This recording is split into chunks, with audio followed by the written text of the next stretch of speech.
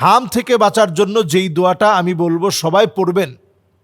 দুইটা দোয়া হাদিসে, দুইটা দোয়া অত্যন্ত গুরুত্বের সাথে উল্লেখ করা হয়েছে। দোয়া আছে কিনা যেই দোয়া পড়ার মধ্য দিয়ে আমরা হাম থেকে অন্তত আমরা নিজেরা দোয়াগুলো পড়ে বেঁচে থাকতে পারি, আল্লাহ তাআলা আমাদেরকে ভালো রাখবেন, এমন কোনো দোয়া আছে কিনা?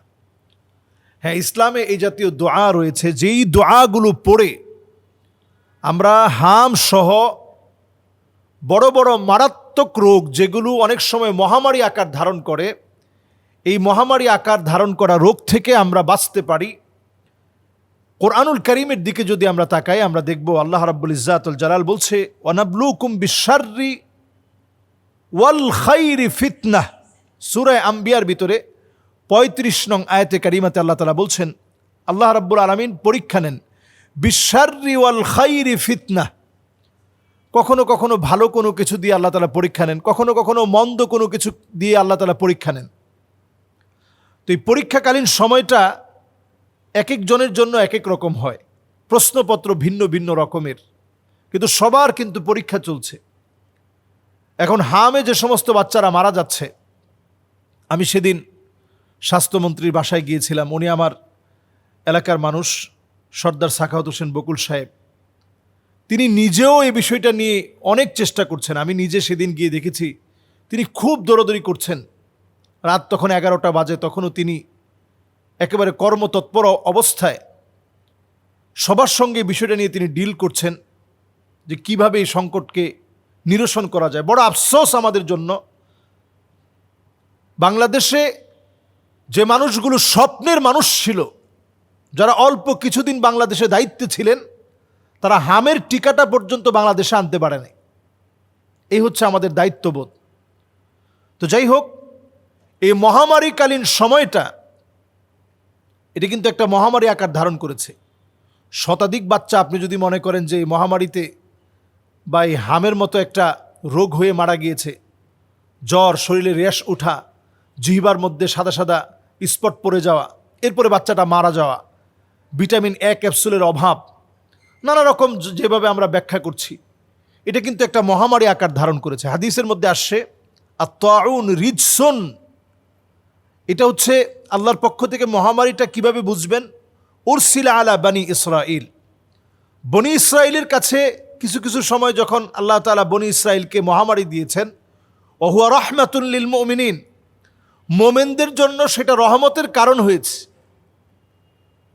তো আল্লাহর আযাব যখন আসে, এটার মধ্য থেকে ভালো দিকটা খুঁজে বের করা, যেটার মধ্য দিয়ে আল্লাহ তাআলা হয়তো এই রোগটাকে আল্লাহ তাআলা উঠায় নেবেন, বড় আযাব থেকে আল্লাহ তাআলা বাঁচায় দিবেন। এই জন্য দোয়াগুলো প্রতিনিয়ত পড়া। হাম থেকে বাঁচার জন্য যেই দোয়াটা আমি বলবো সবাই পড়বেন। দুইটা দোয়া হাদিসে, দুইটা দোয়া অত্যন্ত গুরুত্বের সাথে উল্লেখ করা হয়েছে। একটা দোয়া হচ্ছে আল্লাহুম্মা আফিনি ফি বাদানি, আল্লাহুম্মা আফিনি ফি সামঈ, আল্লাহুম্মা আফিনি ফি বাসারি, লা ইলাহা ইল্লা আনতা, আল্লাহুম্মা আফিনি ফি বাদানি, আল্লাহুম্মা আফিনি ফি সামঈ, আল্লাহুম্মা আফিনি ফি বাসারি, লা ইলাহা ইল্লা আনতা, আল্লাহুম্মা আফিনি ফি বাদানি, আল্লাহুম্মা আফিনি ফি সামঈ, আল্লাহুম্মা আফিনি ফি বাসারি, লা ইলাহা ইল্লা আনতা। এটা ফজরের নামাজের পরে 3 বার, মাগরিবের নামাজের পরে 3 বার। আল্লাহ, আপনি আমার মাথাটাকে ভালো রাখেন, শরীরটাকে ভালো রাখেন, চক্ষুটাকে ভালো রাখেন। এই যে চক্ষুটা, এই হামের প্রাদুর্ভাবের কারণে চোখের মধ্যে কিন্তু মারাত্মকভাবে ক্ষতিগ্রস্ত হচ্ছে ছোট ছোট বাচ্চারা।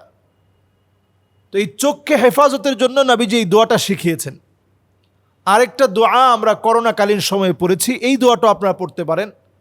আল্লাহুম্মা ইন্নী আউযু বিকা মিনাল বারাসি ওয়াল জুনুনি ওয়াল জুযামি ওয়া মিন সাইয়্যিল আসকাম।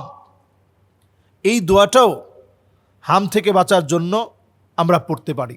এই দুইটা দোয়া প্রতিনিয়ত আমরা পড়ি। কোনো বাচ্চার যদি হাম দেখা দেয়, তাহলে ওই বাচ্চার সংস্পর্শে আমরা অন্য বাচ্চাদেরকে না আনি। যদিও ইসলাম ছোঁয়াচে, এই বিষয়টা ইসলাম ওইভাবে ইসলাম ওইভাবে সোয়াচের কথা বলে নাই, কিন্তু ইসলাম সজাগ থাকতে বলেছেন, সতর্ক থাকতে বলেছেন। একটা পালের ভিতরে যদি ঘোড়া অসুস্থ হয়ে যায়, তাহলে এই অসুস্থ ঘোড়াটাকে আলাদা করে অন্যান্য সুস্থ ঘোড়াগুলোকে অন্য জায়গায় রাখা। এটাকে হাদিসের পরিভাষায় বলা হয়েছে নাফিররু মিন কাদারিল্লাহি ইলা কাদারিল্লাহ। ছোট ছোট বাচ্চাদেরকে পর্যাপ্ত পানি পান করানো, তাদেরকে পারলে পানি আপনারা সূরায়ে ফাতিহা, এর আগে 41 বার সূরায়ে ফাতিহা পড়ার আগে 11 বার দরুদ শরীফ, ফজরের নামাজের পরে, ফজরের নামাজের সুন্নতের পরে পারলে সবচেয়ে ভালো। যদি না পারেন তাহলে সুন্নত এবং ফজরের নামাজ পড়ে 11 বার দরুদ শরীফ, 41 বার সূরায়ে ফাতিহা এবং শেষে এসে আবার 11 বার দরুদ শরীফ পড়ে সেই পানিটার মধ্যে ফু দেন। সূরায়ে ফাতিহা হচ্ছে শিফা, এটা উম্মুল কোরআন। এই সূরায়ে ফাতিহা আপনি পড়ে ফু দেন, এই পানিটা আপনার বাচ্চাকে পান করান। বেশি বেশি বাচ্চাদেরকে পানি পান করান এবং তাদেরকে পরিষ্কার রাখার চেষ্টা করেন। যদি তাদের মধ্যে লক্ষণ দেখা যায়, দ্রুত আপনারা ডাক্তারের শরণাপন্ন হবেন। ভিটামিন এ ক্যাপসুল সহ জ্বরকে থামানোর জন্য ডাক্তার যে ঔষধগুলো দিবে সেগুলো সেবন করাবেন। ইসলাম এই বিশ্বাসে আমাদেরকে সবসময়, ইসলাম আমাদেরকে এই বিশ্বাসের প্রতি ইসলাম অ্যাপ্রিসিয়েট করে বারবার। সেটি হচ্ছে ওয়াইদা মারিত্তু ফাহুয়া ইয়াশফিন। আমরা নিজেদেরকে অসুস্থ বানিয়ে ফেলি নানা কারণে, ফাহুয়া ইয়াশফিন, এরপরে আল্লাহ আমাদেরকে সুস্থ করে।